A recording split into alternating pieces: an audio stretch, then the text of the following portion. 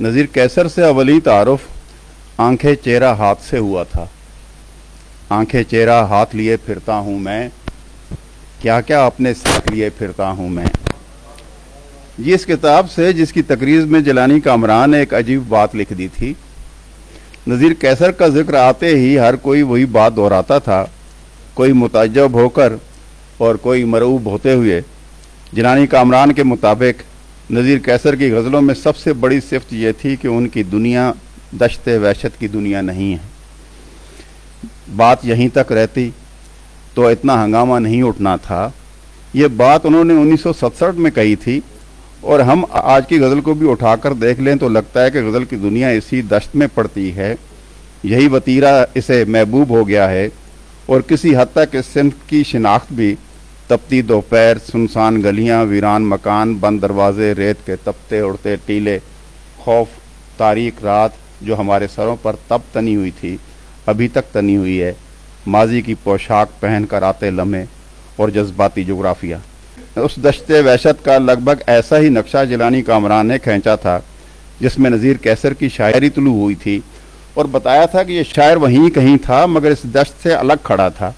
अब जिलानी कामरान का वो जुमला जिसने हर शायर के दिल में खलबली सी मचा दी थी वो अर्ज़ किए देता हूँ। कोट, नज़ीर कैसर की शायरी दुनिया में तजर्बे का जमूर टूटता हुआ दिखाई देता है, और पहली बार इंसान अपने आप को कायनात की बारगाह में जागता हुआ महसूस करता है। अमूमी तौर पर देखें तो गज़ल की दुनिया में वहशत में गिरफ्तारी का चलन अब भी वैसा ही है, और बतौर ख़ास ऐसे शायरों को बहुत महबूब है जिन्हें फौरी तवज्जो चाहिए कि ये हीला इतना जादू असर तो है ही कि फौरी तवज्जो दिला देता है। मगर लुत्फ़ ये है कि नज़ीर कैसर अपनी डगर पर और अपनी अलग शिनाख्त के साथ एक नफ्स मुतमइन्ना की तरह रवां हैं।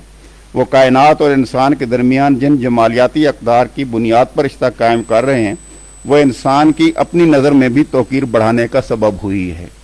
ये नाराज़, चिल्लाता, झगड़ता और उलझता हुआ इंसान नहीं है, एक नई दुनिया का नया इंसान है। ऐसा इंसान जिसे अपनी सदाकतों पर पूरा ईकान है, जो अपनी रूह के कंधों पर किसी गुनाह का बोझ उठाए हुए नहीं है, जो दरख्तों की शाखों और खुशबू की दीवार के अकब से खिलंदड़े बच्चे की तरह उछलता कूदता निकलता है, राह के रोड़े पत्थरों को पाँव की ठोकर लगाते हुए और उन्हें दूर तक लुढ़काते हुए। खुशबू की तरह थाम के चलिए हवा का हाथ, खुशबू की तरह थाम के चलिए हवा का हाथ, मिसले गुबार बोझ फिजा पर न डालिए।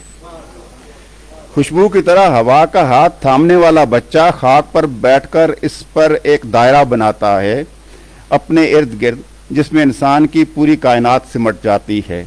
जी,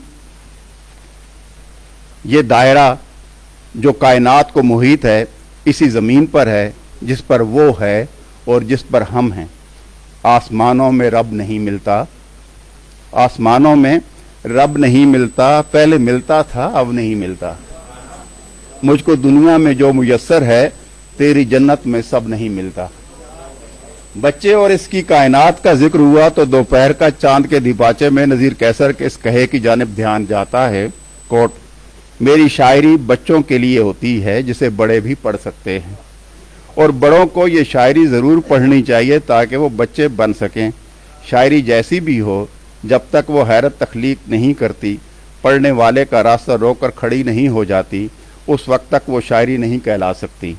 हैरत महसूस करने और तख्लीक करने के लिए दुनिया को बच्चों की आंखों से देखना पड़ता है। मैंने बच्चों की आंखों से दुनिया देखी है, कैसर मेरे जैसे शायर बच्चे होते हैं।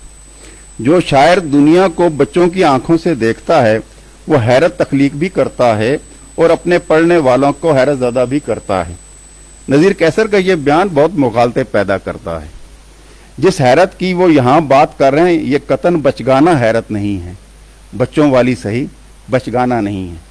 एक और तरह की हैरत है जिसमें कई कुफल खुल जाते हैं, लगभग वैसी जो सूफिया के दामन में पड़ती है तो बहुत कुछ मुनकशिफ करती चली जाती है।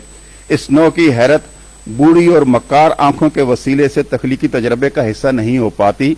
इसके लिए बच्चों की सी मासूम आंखें चाहिए। रोती हंसती शायरी, बच्चों जैसी शायरी, शोले जैसा जायका, पानी जैसी शायरी। बज़ाहिर नज़ीर कैसर सामने की जुबान बरतते हैं सहल और रवां, मगर वाक़या ये है कि पानी होकर मुतशक्कल होती इस शायरी की तासीर बदलकर शोला हो जाती है। उस आतिशफशां पहाड़ जैसी जो देखने को शांत नजर आता है मगर उसके अंदर का दहकता रसाल खोल रहा होता है। एहसास की ये शिद्दत और इस शिद्दत का महज दिखावे का ना होना बल्कि हकीकी होना उस इखलास की सूरत सामने आता है जो उनके शेरों को तासीर की दौलत से माला माल कर देता है। दूर तक फूल बरसते ही चले जाते हैं, दूर तक फूल बरसते ही चले जाते हैं, जब वो हंसती है तो हंसती ही चली जाती है। उसका स्टेशन आने वाला था, रेलवे सीटियां बजाने लगी। उसने हाथों पे होंठ क्या रखे, आ गई सारी जान हाथों में। उसने प्यास में करवट ली और घड़े में जागा पानी। मैंने नज़ीर कैसर के यहाँ जिस बदली हुई फिजा का ऊपर जिक्र किया है उसमें हमारी अपनी ज़मीन है, मट्टी, पानी, चांद और सितारे हैं, बहती हवा, फूल और खुशबू है। कह लीजिए जहान फितरत की किताब सफ़ा सफ़ा खुलती चली जाती है और हर सफ़े की लर्ज़श से एक तिलिस्माती आहंग बनता है और इस आहंग के साथ उस इंसान का ह्योला बनता है जो अपने आप को कायनात की बारगाह में जागता हुआ महसूस कर रहा है। इस मंजर की झलक देखने को आखिर में एक गज़ल से दो चार अशार। नविश्ते बिखरे पड़े थे, गुबार उड़ा हुआ था, कहीं कहीं पे तेरा नाम भी लिखा हुआ था। उतर रहे थे फरिश्तों के गौल बागों पर, कदीम शहर था और आसमां झुका हुआ था। लिखी हुई थी कोई हमद बैल बूटों से, पुराने अहद का कतबा कहीं पड़ा हुआ था। पुराने लोग किसी गार में पड़े हुए थे और उनके नाम का सिक्का कहीं चला हुआ था। खिले हुए थे कहीं फूल बाग से बाहर, चराग ताक से बाहर कहीं जला हुआ था। किसी बहिश्त का कोना था मेरा हुजरा भी, कहीं किताब कहीं पर दिया पड़ा हुआ था। बहुत शुक्रिया।